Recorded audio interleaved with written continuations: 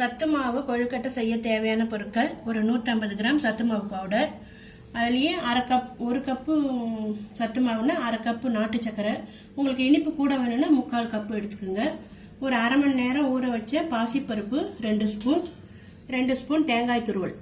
ஒரு பவுலில் நாட்டு சர்க்கரையை கொட்டிட்டு வெந்நீரை சுட வச்சு ஒரு வார்ம் வாட்டர் அதை சேர்த்து அந்த சர்க்கரையை நம்ம கரைச்சிக்கணும்.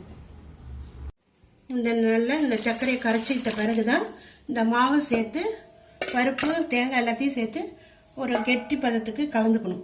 நல்ல சர்க்கரை கரைஞ்சிடுச்சு, அதில் பருப்பும் தேங்காயும் கலந்துக்குங்க. அடுத்தது இந்த மாவை கொட்டி நல்லா கிளறணும்.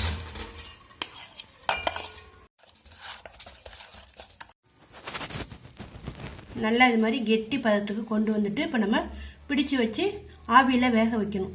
கேஸ் ஆன் பண்ணி இட்லி பானில் தேவையான அளவு தண்ணி விடுங்க. தண்ணி கொதித்த பிறகு இந்த பிடி கொழுக்கட்டை பிடிச்சி வச்சுருக்கோம் இல்லையா, அதை வச்சு ஒரு 8 நிமிஷம் வேக வச்சாவே இது நல்லா வெந்துடும்.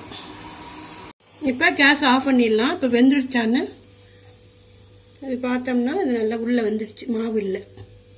இப்பொழுது சுவையான சத்தான சத்து மாவு கொழுக்கட்டை ரெடி ஆயிடுச்சு.